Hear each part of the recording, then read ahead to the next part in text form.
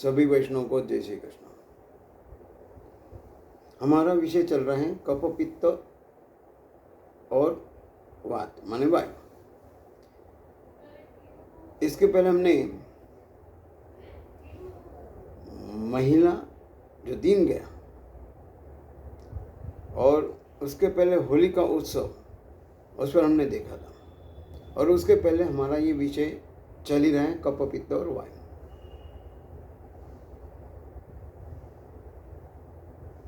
हम देख रहे थे कफ पित्त और वायु को नियंत्रण हम खुद कर सकते हैं, लेकिन ये प्रकृति है और इतना परिवर्तन हुआ है कि हर क्षण को, हर पल को हमें हमारे जो समस्या है उसको हमें सामना करना है। प्रदूषण बढ़ गया है, हमारा जो वातावरण एटमॉस्फेयर है वो बदलते जा रहा है। शहरों में वस्ती बहुत बढ़ गई है, इसलिए हमारा शरीर और मन पर उसका भी प्रभाव पड़ता है।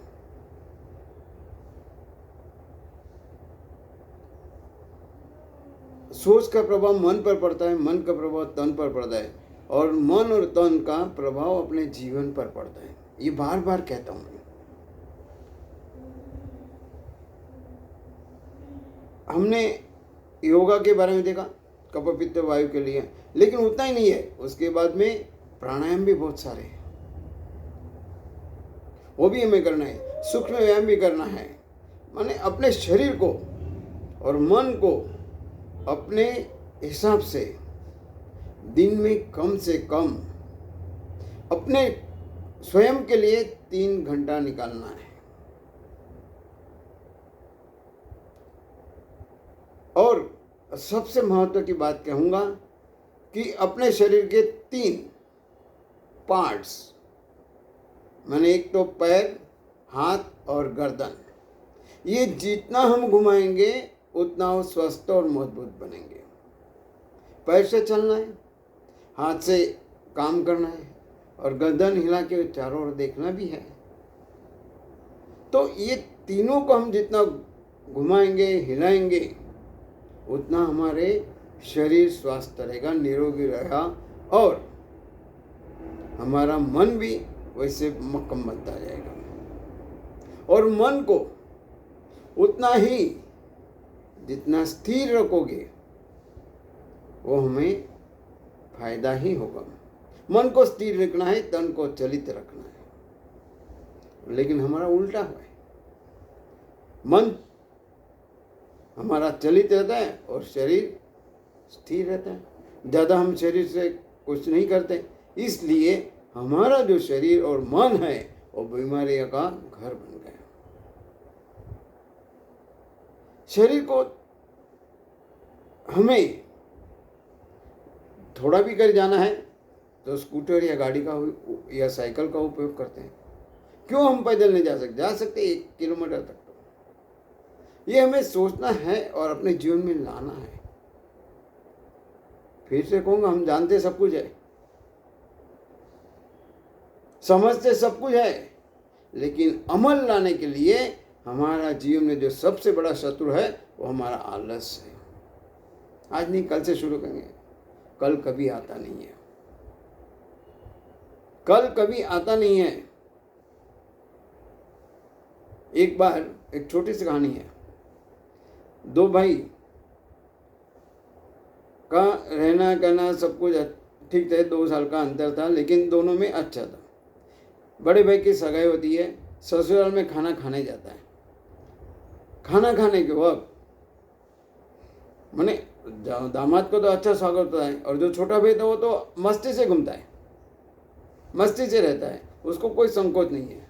खाने का समय आया, खाने के समय में थाली मैंने अच्छी तरह से सजाई थी, अब वो कहने की जरूरत नहीं है। तो उसके जो 5 पकवान थे उसके साथ में एक बैंगन की सब्जी भी थी, जो दोनों भाइयों को पसंद नहीं थी।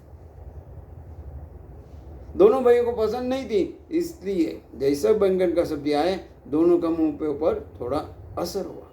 अरे ये कहाँ से आ गया, इसको जल्दी निपटा लो। लेकिन जो दामाद था वो क्या किया कि जल्दी बैंगन की सब्जी खा लेते हैं, बाद में इसका तो कोई प्रॉब्लम नहीं आएगा, फिर दूसरे को न्याय देंगे।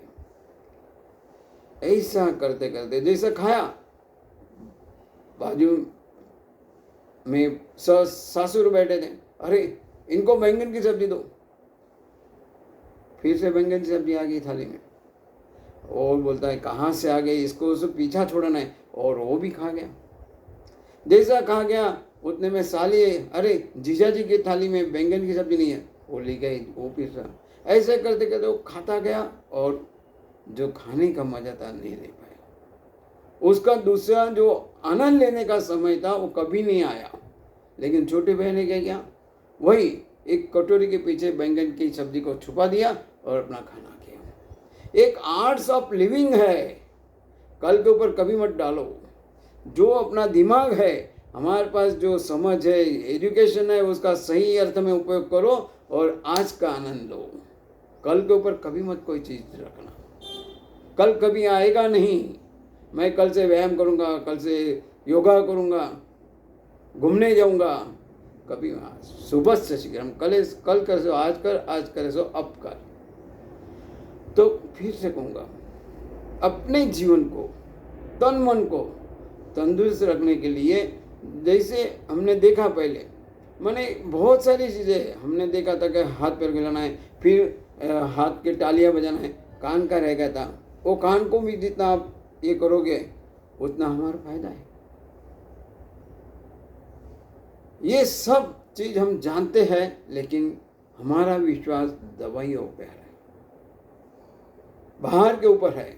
तो हम उसको दूर करेंगे और अपना जो बताया गया है उसको अपनाएंगे और अपने तन मन को निरोगी और स्वस्थ रखेंगे। स्ट्रेस फ्री रहेंगे, तनाव फ्री रहेंगे। जो होना है तो होना ही है। अरे दवाई खाने के आदमी की मृत्यु होती है, ऐसा कहाँ लिखा है कि दवाई हमारे शरीर को सुधारती है, मन को नहीं। इसको मन को सुधार करे, मन मक्कम कीजिए और कहना है मैं बिना दवाई का भी जी सकता हूँ। ये अपना उमंग उत्साह बढ़ाना है। दवाई की जरूरत नहीं पड़े, ऐसे मैं अपनी दिनचर्या, अपना ऐसा आहार रखूंगा कि जिससे मुझे दवाई की जरूरत पड़े। ये नहीं करूँ दवाई छोड़ना है, लेकिन जब जरूर पड़े जरूर जाना है। डॉक्टर के बिना हमारा चलेगा नहीं, जहाँ जरूरत हो लाओ। लेकिन छोटी छोटी बीमारी के लिए डॉक्टर के पास जाएंगे तो आपका नुकसान है, हमारा नुकसान है। इसलिए फिर से सोचेंगे, और जो अभी तक हमने देखा है, वो जो घरगुती इलाज हमने देखे, घरगुती उपाय देखे, व्यायाम, योगा, प्राणायाम जो देखा है, हम अपनाएंगे। अपने तन मन को हमेशा के लिए निरोगी, स्वस्थ रहेंगे, मस्त रहेंगे, अपने जीवन में आनंद लाएंगे और दूसरों के जीवन में भी लाने का प्रयत्न करेंगे। इसी शुभकामना के साथ सभी वैष्णव को फिर से जय श्री कृष्ण।